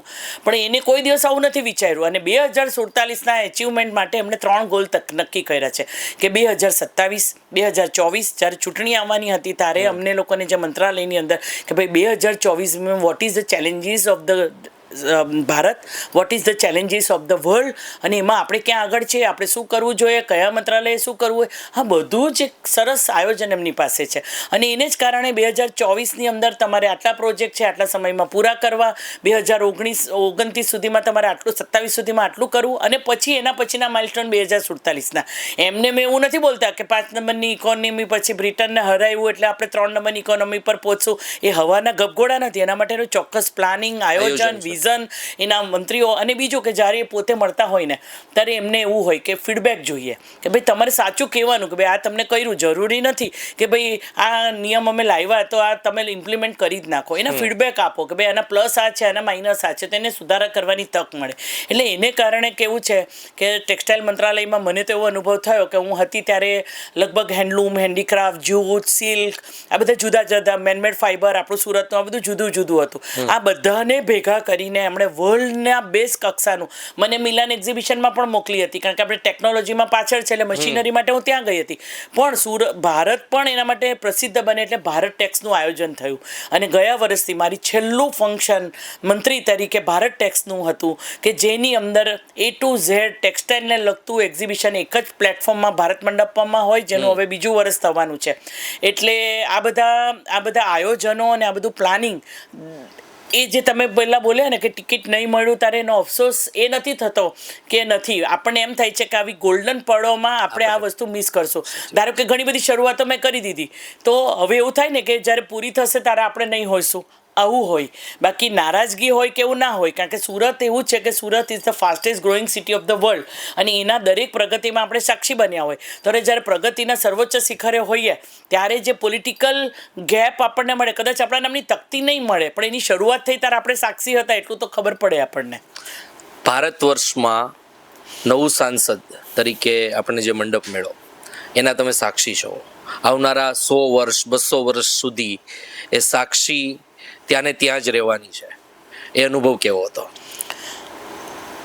પેલું કહેવાય ને કે આપણે એક ઘરમાંથી બીજા ઘરમાં જઈએ છીએ. એક ઘરમાં અમે 10 વર્ષ હતા, 15 વર્ષ હતા, 14 વર્ષ હતા, 15 ને 14 કહેવાય. હું 2009 થી હું 2023 હતી. હવે એ ઘરને છોડીને નવા ઘરમાં જવાનું હતું, એટલે નવા ઘરમાં સુખ સગવડ બધું જ સારું છે, પણ જૂના ઘરની યાદો પણ છે જ ને. એટલે એ બંને વસ્તુ છે, પણ જે ભવ્યતા છે, ધારો કે તમે જોવા જાઓ કે વર્લ્ડની અંદર કોઈ મોટા કાર્યક્રમ યુએનમાં થાય તો કેવું મોટું ભવ્ય આયોજન છે કે ત્યાં બોલતા હોય, આપણે વાતો પણ કરતા હોય કે વિવેકાનંદ પણ ત્યાં ગયા હતા અને બોલતા હતા. એ ભવ્યતા તમને નવા પાર્લામેન્ટમાં લાગે. એટલે એની અંદર જે તમે જાઓ, અને બીજું કે આપણું કલ્ચર અંદર છે, ત્યાં તમને વેસ્ટર્ન અંગ્રેજોનું શાસન દેખાય. એ લોકોનું એક પ્રતિબિંબ નાખેલું. જ્યારે અહીંયા તમને દરેક જગ્યા પર ભારતીય સંસ્કૃતિ છલકે. તમારી કાર્પેટ છે તો મોરના પીછાની છે, તેના કલર છે તો એવા છે, એની અંદર તમારે ત્યાં કેટલા વાજિંત્રો છે, તમારે કેટલી જાતનું તમારું આખું જેને કહેવાય ને કે કલ્ચર આખું ડાયવર્સ, આપણા આખા દેશનું વિવિધતા એક ભારત શ્રેષ્ઠ ભારત તમને એક જ જગ્યા પર દેખાય. એ નવું પાર્લામેન્ટ છે. એ સીન તો અમે જોયું છે કે તમે જૂના પાર્લામેન્ટ તરફથી એક સાથે લાઈનમાં, એ ફિલિંગ કેવી હતી? બધા સાંસદો એક સાથે બહુ સરસ. ને એના માટે જે સવારે 2000 ને એટલે 6 વાગે જ્યારે જે દિવસે સ્થાપના કરીને પિતાંબરમાં જે આવ્યા નવા પાર્લામેન્ટ બંનેની વચ્ચેથી, અને જે એમને શાસ્ત્રોક્ત વિધિથી આપણે જે પેલા આચાર સંહિતાના દંડને જે એમને ત્યાં પ્રસ્થાપિત કર્યો, એ બધી અવિસ્મરણીય બધી ક્ષણો છે. કહી શકાય ને કે મને યાદો બહુ મળી છે. બધા બિલો એવા બહુ પાસો થયા છે કે જેને લીધે હવે કોઈ નવા ગમે તેટલા લોકો હશે પણ એ ઘટનાના તો ધારો કે કાશ્મીરનું 370, રામ મંદિરનો ચુકાદો, આ બધી ઘટનાના મેં સાક્ષી. આ મહિલા બિલ, આ બધામાં આ કે ભાઈ હું મારા મતને લીધે આ વસ્તુ થઈ, મેં કરેલું આવું જે હતું, એનો સર્વોચ્ચ શિખરે પહોંચેલા જઈએ તો એવું કહેવાય G20. G20નો અનુભવ જે છે કે 20 દેશના કન્ટ્રી અને 18 દેશના આમંત્રિત દેશો, આ બધાને સંગઠિત થઈને તમે જે સવારની અંદર રાજઘાટ ઉપર એ લોકોને ખુલ્લા પગે જે ચાલતા જોયા છે વરસાદના ઝાપટાની અંદર, આવું દ્રશ્ય તમને ક્યાંય નહીં જોવા મળે. એટલે કેવું છે કે G20ની અંદર દરેક દેશના સર્વોચ્ચ નેતા આવે, એને કોઈ અડચણ નહીં પડે. એની જે મેમરી હતી કે ભાઈ રાજનાથસિંહ હોય કે અમિતભાઈ, અમે બધા એક જ બસમાં બધાએ જવાનું, ભારત મંડપમાં બેસવાનું, એની અંદર જે આખા ટેબલો મૂકેલા, અંદર જે બધી વાતચીતો કરવાની, આપણું જે એને કહેવાય ને મિલેટ્સ ભોજન જે કરાવડાવ્યું, એ બધી શરૂઆતો જે એમણે જેટલા પરિવર્તન કર્યા ને, ધારો કે પાર્લામેન્ટની અંદર યોગ કરવો, પાર્લામેન્ટની અંદર મિલેટ્સ ખાવું, આ બધું તો પહેલી વાર અમે જ કર્યું. એટલે એ બધી યાદો ખૂબ બધી છે. અમિતભાઈનો સ્વભાવ કેવો? બહુ સરસ. બધા મંત્રીઓ અથવા તો આપણા અમિતભાઈનું પણ કેવું છે કે પેલું ચાણક્ય જેવું કે ને તે બધું ખબર જ હોય એમને. મીડિયામાં અમને બહુ કડક લાગે અને બહુ તીખો લાગે. એમને અમે તો ગોવાના ઇલેક્શનમાં એક પ્રભારી તરીકે અમે એમને જોયા, કામ કરતા જોયા, અને બધું જ્યારે તમે સરળતાથી મળો તો ખૂબ સરળ સ્વભાવના, અને જેમ મારા જેવું, તમે અત્યારે મને એ સવાલ પૂછો કે હવે તમે શું કરો છો, તો ભાઈ ગ્રાન્ડ ચિલ્ડ્રન જોડે મજા કરું છું. તેમ એમને પણ અંગત જીવન જે હોય કે જ્યારે એમને દીકરીઓની વાત કરતા હોય ને, ત્યારે એમની દીકરીઓ કેટલી રુદ્રીને હોશિયાર છે અને કેવી રીતે બોલે છે, તે આંખમાં સ્પાર્ક દેખાય. એટલે અંદર જે એમનું મૃદુ હૃદય છે ને, તે તો બધાને જ છે કે પરિવાર છે, એનો પ્રેમ છે, એની સાથેનું એક બોન્ડિંગ છે કે ભાઈ તમારી પાસે ગમે તેટલો પૈસો હોય કે સત્તા હોય, પણ જે ઘરનું સુખ અને જે આનંદ છે તે તો હોય જ છે બધાને. એક ટર્નિંગ પોઈન્ટ હતો કે જ્યારે ખજુરિયા કાંડ થયો, ભારતીય જનતા પાર્ટીમાં થોડા ઘણા આંતરિક ડખાવો થયા, ત્યારે ઘણી બધી વખત તમને પણ એવું થયું હશે કે આ બધું શું ચાલી રહ્યું છે, દુઃખ થાય. ઘણી બધી ઓફરો પણ થઈ હોય. એ સમય કેવો હતો અને એ સમયની કોઈ એવી સ્ટોરી? ના, એવા વખતે તો એવું લાગે કે અમે ત્યારે ખૂબ નાના પાર્ટીના કાર્યકર્તા એવા હોદ્દા પર નહોતા કે જે એવા બધામાં કોઈના દોરવાઈ જાય. એના માટે હું એક વસ્તુ એવું કહીશ, નેચરલ બોન્ડિંગ. તમારો સ્વભાવ જે હોય ને, તમે જનરલી જે પ્રગતિ કરવાવાળા કે આવા રિબેલર સાથે નહીં જાઓ, તમારું નેચરલ બોન્ડિંગ જ એવા લોકોની જોડે જ ઉઠવા બેસવાનું હોય કે તમે એ માર્ગે આગળ વધતા જાઓ. કદાચ તેમાં નસીબનો પણ સાથ હોય, કર્મોનો પણ સાથ હોય, અથવા એવા લોકોનો પણ સાથ હોય કે ભાઈ તમે કોઈ જગ્યા પર જાઓ તો કોઈ જગ્યા પર તમે આમ પેલું ક્લાસમાં પહેલી વાર જાઓ તો કેવું ફ્રેન્ડ સર્કલ જેવું થઈ જાય, તેમ તમને તમારા વિચારો સાથે લોકો સાથે તમને મળમે ઓટોમેટિક થઈ જાય. એવું જ તે વખતે પણ થતું હતું કે એ બધા પીરિયડો દરેકની જિંદગીમાં અને દરેક રાજનીતિ પાર્ટીમાં આવતા હોય, જેને કહેવાય ને કે અપ્સ એન્ડ ડાઉન્સ હોય. તે ટાઈમે તમારે પાર્ટીના પડખે ઊભા રહીને પાર્ટીની વિચારધારા અને એની સાથે કેવી રીતે જડમૂળથી રોકાયેલા રહો. અને એવું પણ છે કે તે વખતે ટ્રેનિંગો કે અમને લોકોને અભ્યાસ વર્ગો કે બધું બહુ થતું હતું. અત્યારે જે એક વસ્તુ મને મિસિંગ લાગે કે ભાઈ નવું જનરેશન જે આવે ને જે જોઈ છે, કદાચ સોશિયલ મીડિયા કે આ બધી પ્રિન્ટ મીડિયામાં જોતું હશે, અથવા તમને ગૂગલ સર્ચ કરતા હશે કે વોટ્સઅપની દુનિયા હશે, તેના કરતાં અલગ છે. વાંચન ખૂબ ઓછું થઈ ગયું છે, જાણકારી ખૂબ ઓછી થઈ ગઈ છે. કેટલા લોકો એવા છે કે જે પાર્લામેન્ટની અંદર વાજપેયીજી શું બોલ્યા હતા તે સાંભળે છે, સુષ્મા સ્વરાજ શું છે. તમે કોઈ દિવસ જુઓ છો, એ આદત પણ પાડો છો, યુટ્યુબ પર બધું અવેલેબલ છે, કોઈ જુઓ તો ખરા પાર્ટી કેવા સ્થાન પર હતી, કેવું વટવૃક્ષ થયું છે. અત્યારે તમે કોઈક એવી રાજનીતિ રાજનીતિમાં વ્યક્તિ હોય કે જેનામાં કદાચ 2-5 વર્ષમાં રહેણીકરણીમાં બહુ ફરક આવી ગયો એટલે એને દોરાઈને એની પાછળ જવા મળે કે આમાં જઈશું એટલે તો આવું મળશે, તો એ જે છે તેને બદલે પાર્ટીના મૂળિયા સાથે વિચાર સાથે જોડાયેલા લોકો અને જ્યારે મહિલાઓ વધારે આવે ત્યારે ખાસ એવું થાય કે એ વસ્તુ બહુ સચેત પડે. હું પોતે અંગત રીતે હું માનું કે પહેરવેશ પર તો હવે કોઈ જોતું જ નથી. મને યાદ નથી કે રાજનીતિની અંદર હું અહીંયા કોઈ જગ્યા પર ને એવા કાર્યક્રમમાં હું સાડી વગર ગઈ હોઉં. અત્યારે સામાન્ય લોકોને કમ્ફર્ટેબલ ડ્રેસ લાગે છે એટલે પાર્લામેન્ટમાં પણ એવું હોય છે, ધારાસભામાં પણ એવું હોય છે અને જાહેર જીવનમાં પણ એવું હોય છે. તો હું જૂનવાણી નથી થઈ જતી, પણ મારા પોતાની ટ્રેનિંગ જ એવી છે. કારણ કે અમે જ્યાંથી તૈયાર થયેલા મેં જોયું છે કેટલી બધી વાર આનંદીબેન સાથે વાત કરી છે. હું ઇવન જ્યારે પણ ગુજરાતને રિપ્રેઝેન્ટ કરું ને કંઈ પણ ઓલ ઓવર ઇન્ડિયાની બહાર જાઉં અથવા ભારતની અંદર પણ અમે કોઈ રાજ્યની અંદર પણ જતા હોય ને તો હું ગુજરાતથી છું અને હું ગુજરાતી હોવાને કારણે એનો ગર્વ અનુભવો અને મારી ગુજરાતી સાડી હું પહેરું જ. તમે જોયું હશે કે શપથ લીધી વખતે પણ હું એકલી એવી હતી કે જે ગુજરાતી સાડી પહેરેલી. એટલે એ બધા અંગત સ્વભાવ પર આધાર રાખે લોકોના. પાર્લામેન્ટ લાઈક ક્લાસરૂમ, હોડીઓ બોલતો હોય, ઝપાઝપી બોલતી હોય. ખાસ કરીને અમે યુથ છે ને ઘણા બધા વિડીયો જોવાનું પસંદ કરીએ.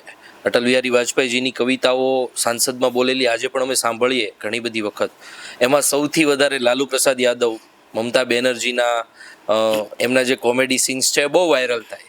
પછી રામદાસ આઠવલે એ બોલે કાયમ એ બધું પ્રાસ બહુ બેસાડે બધું બોલતા હોય ત્યારે. તો તમે તો એ બધું લાઈવ સાંભળેલું છે, તો ત્યારે આમ કોઈ મર્યાદા હોય કે બધું? ના, મર્યાદામાં હોય છે. અત્યારે જે થઈ રહ્યું છે ને જે ધમાલ ને બધું જે હમણાં છેલ્લા 10 વર્ષમાં જે માહોલ ઊભો કર્યો છે ને કોંગ્રેસે, બહુ ખરાબ છે. થૂકીને ચાલ્યા જવું, જે ખરાબ બિહેવિયર કરવું, આવું પહેલાં નહોતું, આટલું બધું નહોતું. તમે પણ વિરોધ પક્ષમાં હતા. વિરોધ પક્ષની અંદર 2009 થી 14માં પણ અમને નથી ખબર કે અમે આવી કોઈ સામાન્ય આડંગી હોય કે અમે આ બધા પ્રકારનું વર્તન કર્યું હોય. એટલે અત્યારે હું સૌથી ખરાબ યાદ રહી ગયો હોય તો તમે મંત્રી બનો તો તમને લોકસભા અને રાજ્યસભામાં પ્રધાનમંત્રી જોડે ઇન્ટ્રોડ્યુસ કરે. મને ઇન્ટ્રોડ્યુસ જ નથી થવા દીધી. મને લોકસભાની અંદર અમને ઇન્ટ્રોડક્શન થઈ જ નહીં અને રાજ્યસભાની અંદર જ્યારે થઈ ને ત્યારે મારી આગળની બેન્ચ પર પેલી ડોલાસનને બધા ચડીને ઉછાળતા હતા અને મને જવાબ આપવાનો હોય આ સોર બકોરમાં માથા પર આ પહેરીને. અને ત્યારે આ બધું અમે બોલીએ કે ભાઈ અમારું ઇન્ટ્રોડક્શન પણ નથી થયું ને આ લોકો હાથ ધમાલ કરે છે. એટલે આવું તો ગરિમા વિરુદ્ધનું વર્તન અને એમાં રાહુલની જે આંખ મીચોલી, જે સંસ્કાર વગરનું વર્તન, સ્મૃતિબેન આગળ સાથે વર્તન કર્યું કે આ બધું જે કરે છે ને એ બધું અમે નજરે જોયું અને અમે સખત વિરોધ પણ કરેલો. પણ સમજ નથી પડતી એ લોકોને કે એ લોકો ખરેખર પાર્લામેન્ટ ચલાવીને લોકોના પૈસા બગાડે છે ને લોકો આટલું બધું લોકોની વચ્ચે ને હાર મળ્યા પછી પણ એ લોકો ચાલવા નહીં દે, આ બધું પાર્લામેન્ટની અંદર ચર્ચા નહીં કરવા દે. કોઈ પણ સમસ્યાનો હલ વાતચીત છે, વાતચીતથી સમસ્યાનો હલ નીકળે તે તો થવા જ નથી દેતા. તમારી એકેડેમિકલ ડિસ્કશન થતું જ નથી.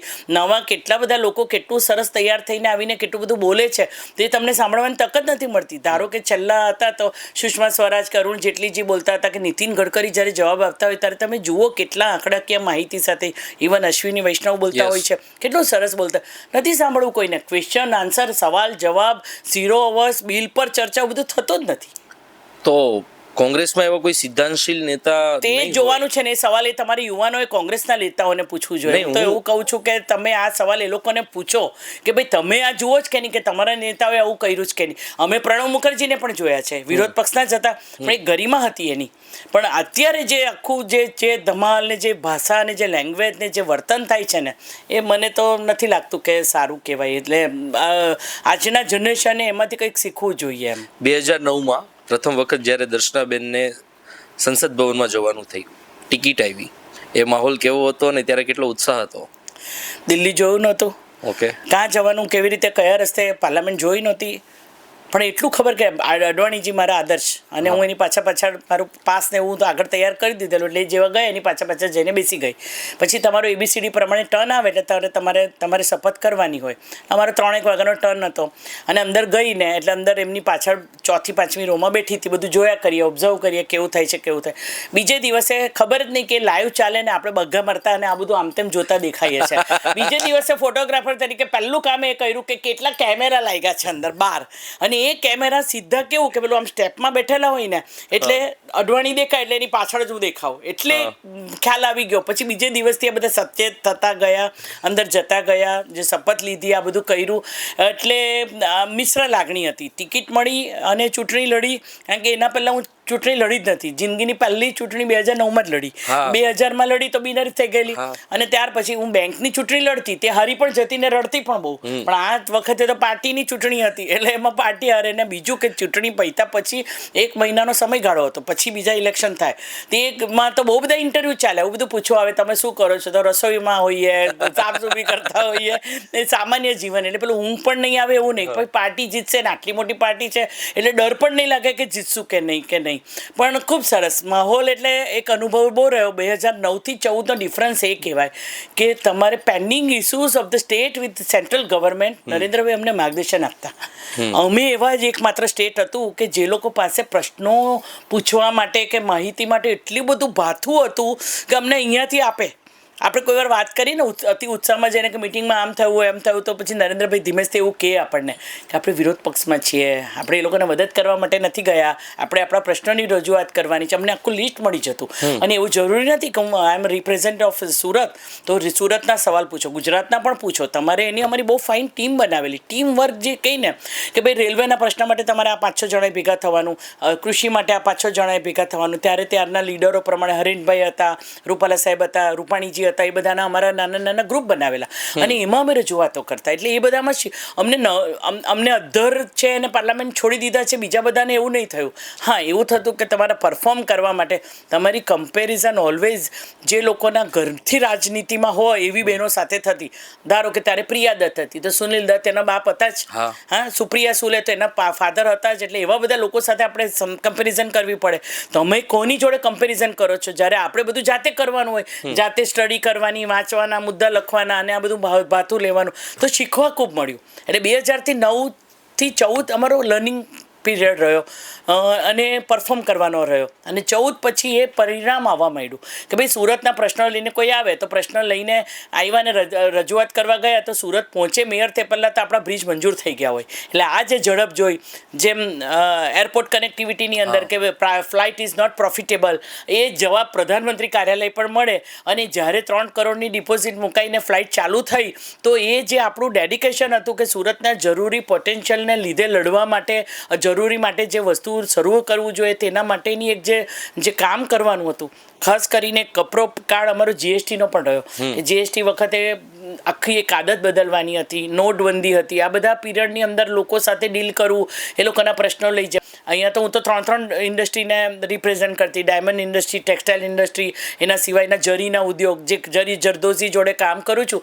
જીએસટી જ્યારે લાગ્યો તો તારે સોનાના તારને 3%માં, બાકીના બધા પ્લાસ્ટિકના તાર 12%માં, બીજા 18%માં. તો એ બધા પ્રશ્નોની રજૂઆત કરવામાં મજા બહુ આવી. તૈયાર બહુ થઈ ગયા અમે કે ભાઈ કેવી રીતે જાય, ખાંડનો, સુગરનો, સહકારનો, ઇન્કમ ટેક્સનો પ્રશ્ન હોય કે આ બધી રજૂઆતો સામૂહિક રીતે અમે 3 સાંસદો ભેગા થઈને અમે સરસ રીતે કરતા રહ્યા. નોટબંધીમાં તો બહુ મોટો નિર્ણય હતો, બધા લાઈનમાં ઊભા હતા, તો કોઈ હેટ થાય કે ના થાય, અમારા વિસ્તારના પ્રતિનિધિત્વ કરતા લોકો બહુ હેટ કરવા મળ્યા. તો એ સમયમાંથી તમારે પસાર જો લવ એને હેટ પર કેવું છે કે લોકોને કેવું છે, ઘરની અંદર બહાર નીકળે ને ખાડામાં પાણી ભરાયેલું હોય તો બી હેટ કરે. અને ગમે તેટલા સોનાના જેવા રોડ બનાવ્યા હોય ને બધું સારું ચાલતું હોય તો બી કોઈ પર્સનલ કામ નહીં થયું હોય. થેન્કલેસ જોબ જેવું છે અમારી રાજનીતિમાં કે તમારે એડમિશન માટે આવો અથવા ટિકિટ બુકિંગ કરવા આવો, હજુ મારે કરવું પડે છે. રેલ મંત્રી તરીકે ટિકિટ બુક બહુ લોકોની કરી, ત્યારે મારી પાસે પોર્ટલ હતું, હવે હું ના કરી શકું. તો હજુ પણ આર્ગ્યુમેન્ટ કરે કે કેમ, તમને કોઈ તો ઓળખાણ હશે ને. તો ત્યારે એવું નથી સમજતા કે ભાઈ સરકારે એક આખી કમ્પ્યુટરાઇઝ એક સિસ્ટમ બનાવી છે કે જેની અંદર કોઈના ફોનથી એડમિશનમાં બહુ એવું થાય. કોલેજના એડમિશન માટે ઘણી બધી વાર એવા લોકો આવતા, તમારે જેવા યુવાનોને એડમિશન લેવાનું હોય એ તો તમે એમ કે સંસદની ચિઠ્ઠી લખી આવશો ને એટલે અમારું એડમિશન થઈ જશે. મેં તો કઈ દુનિયામાં જીવો છો?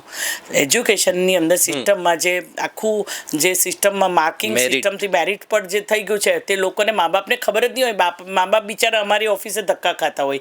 એમાં જે બધા એડમિશન લેતી વખતે તમે ચિઠ્ઠી લખશો એટલે થઈ જશે. એટલે આવા બધામાં અમારા લવ હેટના સંબંધો તો હોય જ એવા. એટલે એ તો પ્રજાનો હક કહેવાય કે ભાઈ એ પ્રજાના પ્રતિનિધિ તરીકે ખરાબ સમયમાં અમારો સહકાર માંગે છે. ખાસ કરીને અત્યારે જો જોવા જઈએ તો 10 લોકો મળવા આવતા હોય એમાંથી 1 જણને હેલ્થ ઇસ્યુ હોય અને એની મદદ માંગવા માટે લોકો આવતા જ હોય. સરકારે ખૂબ બધી વ્યવસ્થા કરી છે પણ તમારી જાગૃતતા નથી. તમારા જેવા લોકોએ આ વસ્તુ કરવી જોઈએ કે ભાઈ 2-3 વસ્તુની અંદર જાગૃતતા નથી કે ભાઈ 3 ગંભીર રોગો હોય, લીવર ટ્રાન્સપ્લાન્ટ, કેન્સર અને તમારું કેન્સર, તો એના માટે સરકાર તમને પૈસા આપે છે. તમારું આયુષ્યમાન કાર્ડ છે, ગુજરાતવાળાને 10 લાખના છે. તમે કેવું થઈ જાય છે, આગ લાગે ત્યારે કૂવા ખોદવા બેસો, એ કાર્ડ કાઢી રાખવાને બદલે હોસ્પિટલમાં કોઈ જાય પછી તમે મદદ માંગવા આવો, અને બધા ખાનગી હોસ્પિટલમાં ચાલ્યા જાય પછી તમે બિલ માફ કરાવો. એને બદલે તમે સરકારની સિસ્ટમમાં જોડાઈ ગયા હોય. મારો તમને સિમ્પલ સવાલ, હા, કે તમારો 12 રૂપિયાનો એક્સિડન્ટ વીમો નીકળ્યો છે? નથી નીકળો. તો મારા 2014 થી 24 ને આ સુધીના બધા વર્ષો પાણીમાં, કે બાઇક પર તમે નીકળ્યા છો, આ 12 રૂપિયાના વીમાના 20 થઈ ગયા અને 330ના તમારા 340 થઈ ગયા. આખા વર્ષની અંદર 400 રૂપિયા, આખા વર્ષની અંદર 400 રૂપિયા તમારા બેંક ખાતામાંથી બાદ કરવામાંથી અકસ્માતે મૃત્યુ થાય તો એ પરિવારને 4 લાખની સહાય મળે છે. કેટલા લોકોએ જાગૃત થયા અને કર્યું આ કામ? ખરેખર અમને ખુદને નથી ખબર. તો આ સરકારની કમનસીબી છે કે અમે અમારી યોજના લોકો સુધી નથી પહોંચાડી શક્યા. આ નરેન્દ્રભાઈની કમનસીબી છે. અને હું એવું માનું છું કે સરકારના પ્રતિનિધિ તરીકે અમે એ વખતે ખૂબ બધા પ્રયત્ન કર્યા છતાં પણ અમે ફેલિયર છે.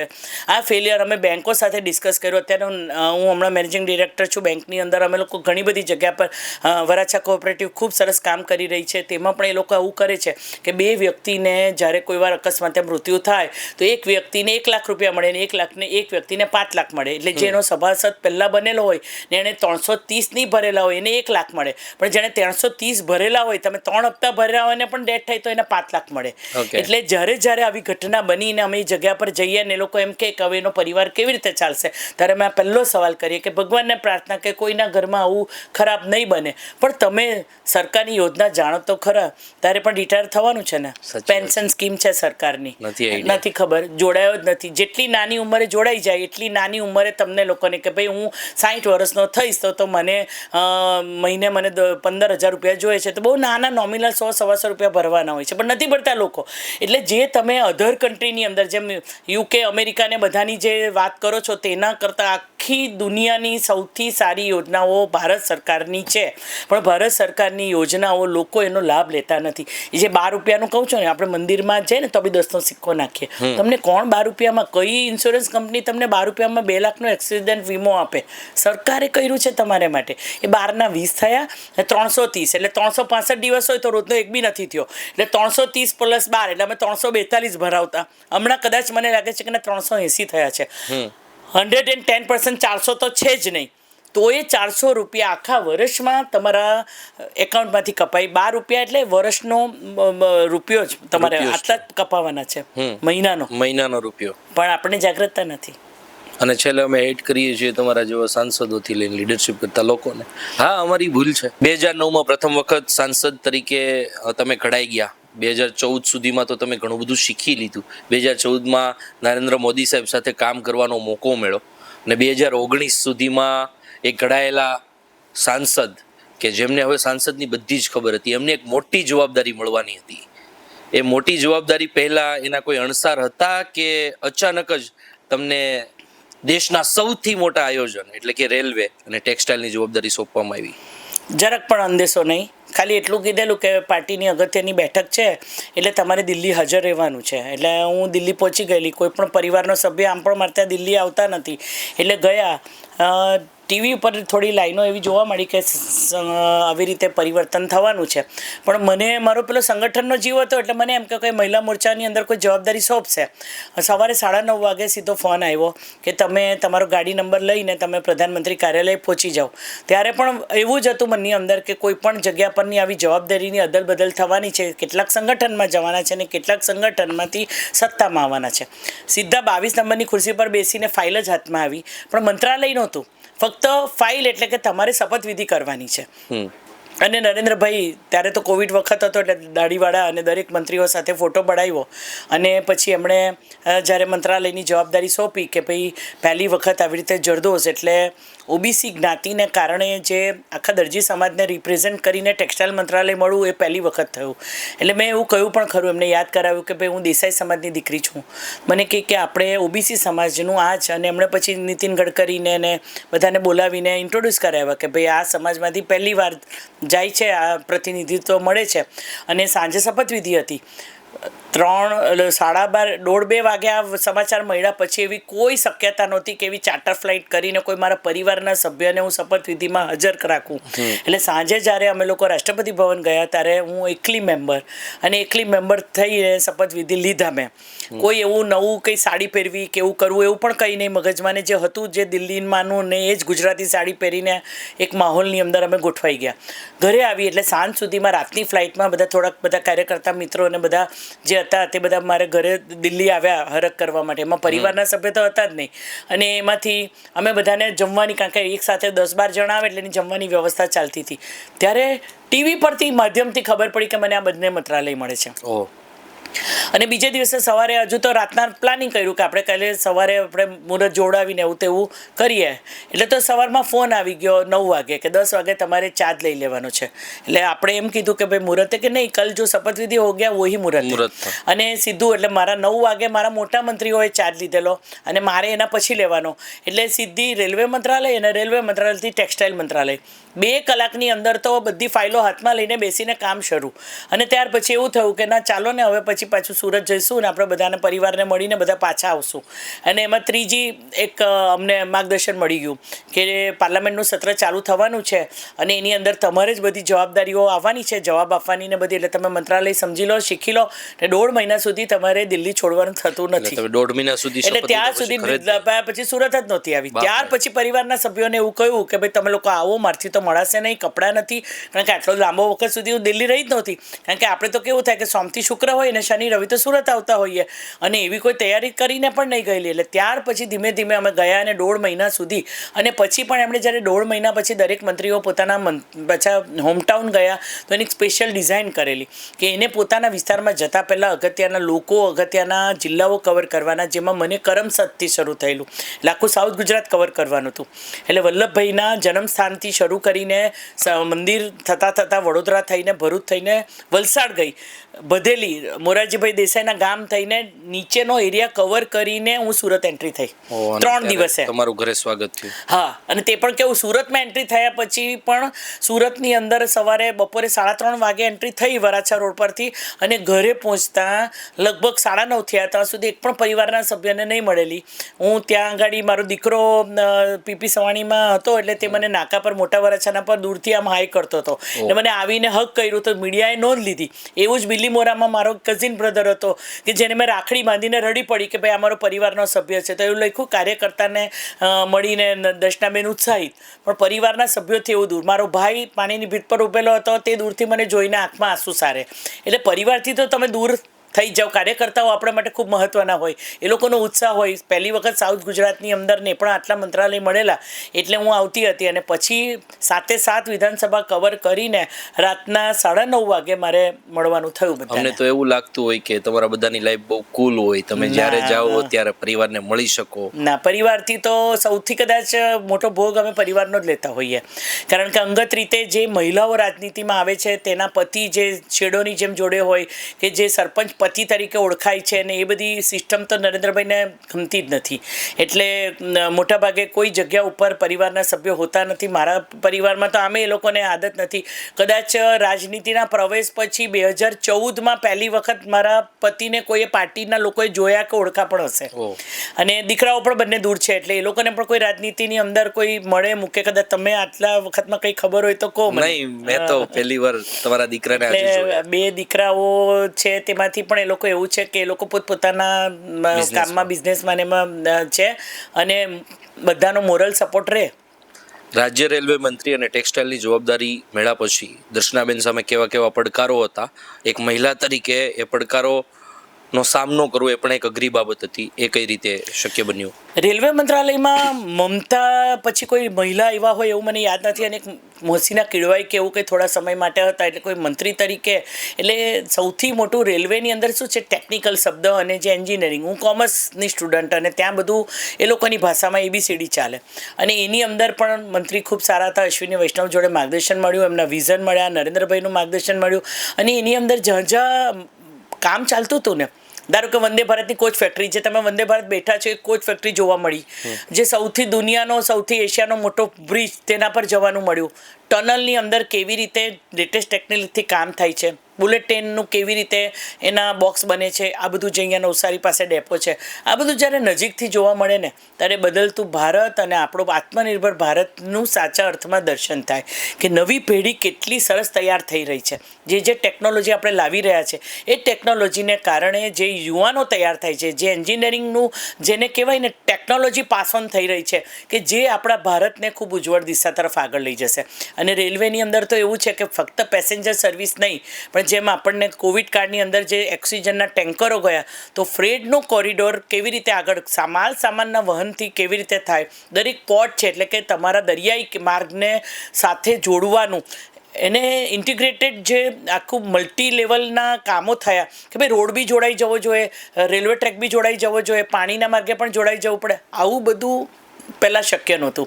એટલે એ બધી વસ્તુને લીધે જે મોટા મોટા પોર્ટ હોય, ધારો કે આપણે કચ્છના મુન્દ્રા પોર્ટ, આ તે પારાદીપ પોર્ટ, એ પણ જોવા મળ્યું કે આટલી મોટી જગ્યા સાઉથની અંદર કેરળમાં ને બધી જગ્યા પર, તો ત્યાંથી કેવી રીતે વેસલ્સ આવે, એ સામાન કેવી રીતે સીધો ટ્રેનની અંદર જશે ને પોતાના સ્થાન પર જશે. એટલે આ બધું પ્લસ કરવા માટેના જે આખા જે સરકારના જે પ્રયત્નો છે એ શીખવાનો ખૂબ સરસ મોટો બન્યો. રેલવે મંત્રાલય એટલે તો સૌથી મોટું મંત્રાલય કહેવાય અને એની અંદરની લર્નિંગ પ્રોસેસ તો ખૂબ સારી રહી. બીજું રહ્યું ટેક્સટાઇલ એટલે સુરતનું હબ કહેવાય. સુરતનું હબ એટલે કેવું હતું કે સુરત એટલે ટેક્સટાઇલ એટલે મેનમેડ ફાઈબર, એટલે જેમાં કાપડ આવે જ નહીં. જ્યારે સરકાર 5F પર કામ કરે કે ખેતરમાંથી કપાસ આવે, ઇન્જિનિયરિંગ થાય, એનું સ્પિનિંગ થાય અને એનું કાપડ બને અને કાપડ બનીને ફોરેન જાય, એટલે 5Fની ટેકનોલોજી પર કામ કરે. એટલે એની અંદર આપણે જે મંત્રાલય એટલે જે જોયેલું કાપડ અને જે દુનિયાની અંદર એટલે આપણા ભારતની અંદરનું કાપડ ને જે દુનિયાની અંદરની માંગ, આ બધાનો ટેકનિકલ ટેક્સટાઇલ એટલે સૌથી મોટું એનું ફિલ્ડ છે કે જેમાં યુવાનો જાણતા જ નથી આપણે કે ભાઈ હવે અત્યારે સરસ મજાનો આ સ્ટુડિયો છે ને સાઉન્ડ પ્રૂફની અંદર જે પેલા જે હોય છે એ બધી ટેકનિક છે તે પણ ટેકનિકલ ટેક્સટાઇલમાં આવે. આનો બધાનો ઉપયોગ કરવો અને આ ઉપયોગની અંદર રોડ બને છે તો એની અંદર ટેકનિકલ ટેક્સટાઇલનો ઉપયોગ કરવો, આ બધું જે મંત્રાલયમાં શીખવા મળે. એટલે એમાં રેલવેમાં પણ કામ લાગ્યું અને ટેક્સટાઇલમાં પણ કામ લાગ્યું. અને ટેક્સટાઇલમાં કેવું છે કે બહેનો બહુ જોડાયેલી છે હેન્ડલૂમ હેન્ડીક્રાફ્ટમાં, કે જેની અંદર સીધા વ્યવસાય કે જે કોવિડના સમયે બી પોતાના ઘરમાં રહીને આત્મનિર્ભર થઈને આગળ વધે અને જેને કારણે દેશની અંદર નરેન્દ્રભાઈ એ લોકોને એક ઓળખપત્ર પહેચાનપત્ર આપ્યું એ લોકોને. અને જે G20ની અંદર મેં જે જોયું કે ભાઈ US સેક્રેટરી પણ આવ્યા ને તો મોદી બંડી શોધતા હતા, એ બધા બીડ્સની બનાવેલી આપણી બહેનોના બેલ્ટ શોધતા હતા.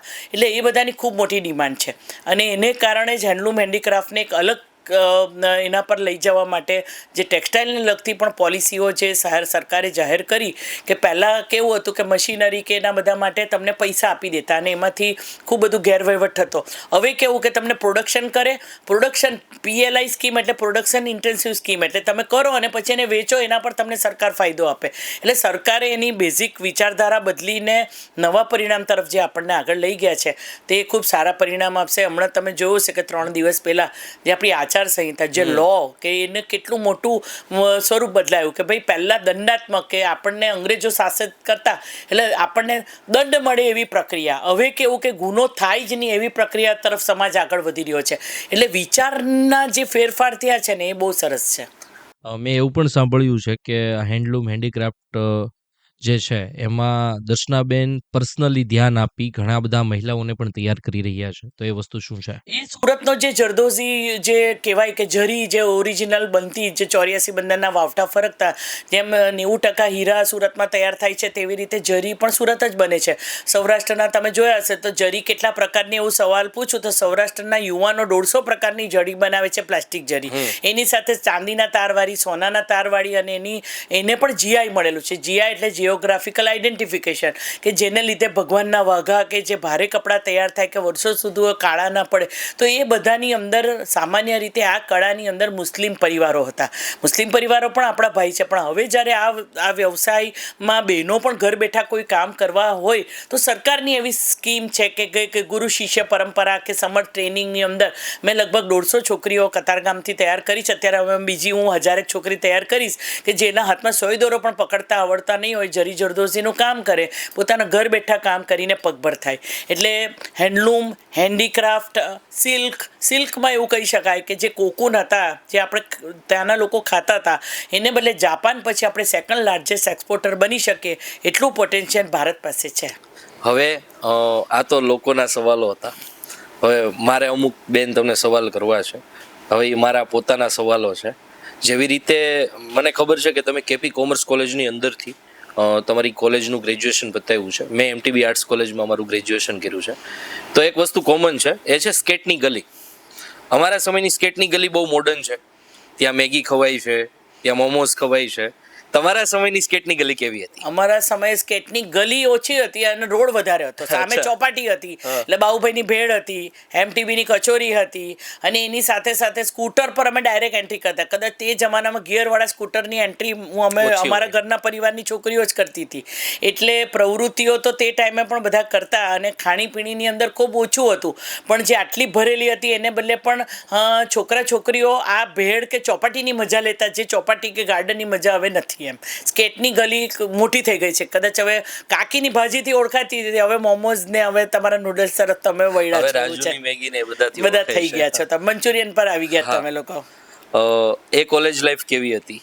બહુ સરસ. કોલેજના મિત્રો, હું જ્યારે પહેલું ચૂંટણી લડીને ત્યારે અમારા પરિચય પત્રમાં એવું લખ્યું કે આઈ એમ સ્ટુડન્ટ ઓફ જીવન ભારતી અને કેપી કોલેજ. તો આ લોકો હિસાબ મસ્કરી કરી મને, એમ આ પોલિટિકલ લોકો, કે આ બધું તારે લખવાની કાં જરૂર છે. મેં કીધું અમે લોકો ઓળખતા જ હતા. અમે તસવીર કેન્દ્રની છોકરીઓ હતી, નાયક સરને મત, એટલે જોશે એટલે પછી હજુ પણ એવું થાય. આપણે કોલેજમાં જોડે હતા, અમે સ્કૂલમાં જોડે હતા. એટલે જે સ્કૂલ અને કોલેજના જે સંસ્કારો હોય, અને એમાં પાછા જવાનું પણ મને ગમે. કેપીના જ્યારે ગણપતિ થાય ને એના દર્શન કરવા હું જાઉં જ. મારી અચ્છા. ઓફિસ પણ ત્યાં હતી, અને કેપીના છોકરાઓને, એ લોકોના પ્રોફેસરોને, એ લોકોની અંદર એ લોકોને અમે કહ્યું પણ ખરું છે કે જેમ ઓલ્ડ સ્ટુડન્ટ હોય તે લોકોની કંઈક યાદો હોય, કંઈ ફોટા બોટા હોય તો અમને સુધી આપો. કારણ કે પ્રવૃત્તિઓ ખૂબ થતી. એક્સ્ટ્રા કરિક્યુલર એક્ટિવિટીઝ જે તે વખતે જ હતી, જીએસના ઇલેક્શન થતા કે બધું થતું, તે હવે થોડુંક પ્રકારો બદલાઈ ગયા છે. પ્રકારો બદલાયા ને હવે તો થોડુંક પેલું મોટું બદલાઈ પેલું ગયું હાઈફાઈ રાજનીતિ જેવું છે. તારે પેલું નાના લેવલ પર થતું હતું કે ક્લાસના રિપ્રેઝેન્ટેટિવની ચૂંટણી હોય કે કોલેજના જીએસની ચૂંટણી હોય, તે પણ એક અલગ માહોલ હતો એનો. માહોલ હતો. દર્શનાબેનને સુરતની કઈ આઈટમ સૌથી વધારે ભાવે અને ગમે ત્યારે ખાઈ શકે, મતલબ અડધી રાતે પણ? આમ તો અઘરો સવાલ છે. સુરતમાં બનતું બધું જ ભાવે, પણ આ તમને મેં કહ્યું તે ભેળ તો ભાવે જ, અને એની સાથે કોલેજિયન પણ ભાવે, અમારું લોચો પણ ભાવે, કારણ કે એનો જન્મસ્થાન મારા ઘરની આજુબાજુ છે. એટલે સુરતની આમ મોટા ભાગની બધી આઈટમો એવી છે. પોંખ જે બહુ આપણે સુરતમાં જ મળે, કે ભાઈ એ સિઝનલ જ થાય, પણ એને લીધે આપણે જ્યારે બહારના લોકોને આપણે પોતાની જાતને બનાવતા હોય, ખાજા આપણા બળે તીખા તમતમતા. કારણ કે દિલ્હી ગયા પછી એ બધી વસ્તુનો અમારે અરસપરસ નાતો બહુ રહ્યો. લોકો આમ ઓછું ખાય. ઘેબર જમનાદાસનો એનો અમૃત પાક છે, જે તમે નહીં ખાધો હોય, જે સાંઈ બાબાને ચરણે ધરે ને ઓર્ડરથી કરવો પડે. એટલે આવી બધી મીઠાઈઓ અને આનું બધું મિક્સ છે. પણ હું ઓછું ઓરિજિનલ સુરતી, એટલે સુરતમાં મળતી બધી આઈટમો ભાવે મને. યુવાન છું, સ્વાભાવિક રીતે એક સવાલ થાય કે અમે ક્યાંક ને ક્યાંક પ્રેમમાં હોઈએ. દર્શનાબેનના પણ પ્રેમ લગ્ન થયા હતા, તો એ સમયનો પ્રેમ કેવો હતો ને અત્યારે છોકરાઓને કઈ રીતનો પ્રેમ કરવો જોઈએ? લવ મેરેજમાં અમે માતા પિતાને તો કન્વિન્સ કરતા જ. એટલો સમયગાળો, એટલું ધીરજ તો જોયું જ. આજકાલના લોકો થોડાક વધારે ફાસ્ટ, કેરિયર ઓરિએન્ટેડ, સામેવાળી છોકરી પણ એવી જ જોઈએ, અને કદાચ જલ્દી મળે ને જલ્દી છૂટા પડી જાય એવું પણ થાય. અમે લોકો જે નિભાવીએ કે કોમ્પ્રોમાઇઝ કરીએ એવું ઓછું છે, એવું દેખાય મને. એટલે ગાઈડન્સ તો ના આપી શકાય, પણ એવું કહી શકાય કે આપણને સામેવાળું પાત્ર જેની જોડે અવિરત આપણી જિંદગી નીકળે, કે અથવા કોઈ પણ કાર્ય હોય તો એમાં તમને તમારે પડખે ને પડખે રહે એવું કેરેક્ટર તો જોઈએ જ. તો એ પ્રેમ કહાની શું હતી, અમને થોડું કહો ને. કોલેજ જતા જતા વિક્રમ સાથે ઓળખાણ થઈ, અને વિક્રમ તો બોમ્બે કોલેજ કરીને અહીંયા આવ્યા હતા. એનો પરિવાર બહુ વર્ષોથી અહીંયા રહેતા હતા, અને એની બેન મારી મિત્ર હતી. એટલે અમે બસ પકડવા જતા એમનો પરિચય થયો, અને is a very good listener. એટલે બહુ સરસ સાંભળે, એને સાંભળવાનું ગમે, મને બોલવાનું ગમે. લીડરશિપ એવી હતી. આમ તો ઓપોઝિટ કહેવાય, પણ સારું, અમારું બોન્ડિંગ સારું છે. પણ પપ્પાની લાડકી એકની એક હતી, એટલે એવું હતું કે ઇન્ટરકાસ્ટ મેરેજ હતા. એટલે ગ્રેજ્યુએશન પૂરું કર્યા પછી લગ્ન કરવું તો 3 વર્ષ એક કુટુંબનો મોટો છોકરો હોવા છતાં પણ એણે રાહ જોઈ, અને અમે બંને મરજીથી લગ્ન કર્યા. દશેરાના દિવસે જ અમારો ઘોડો દોડ્યો કે ભાઈ એમાં રિઝલ્ટ આવ્યું, ને પપ્પાએ કહ્યું કે ભાઈ આની સાથે લગ્ન કરવાના છે, અને કર્યા. અને અત્યારે સફળ રીતે, જેમ મારી દરેક સફળ પુરુષની પાછળ સ્ત્રીનો હાથ હોય, તેમ દરેક અમારી સક્સેસ કે અમારા અપ્સ એન્ડ ડાઉન્સમાં એ હંમેશા મારે પડખે રહ્યો. આ પોડકાસ્ટમાં મને મારા બધા જ સવાલોના જવાબ આપવા બદલ હું મારી ટીમ વતી તમારો ખૂબ ખૂબ આભાર માનું છું. તમારો ખૂબ ખૂબ આભાર. Thank you.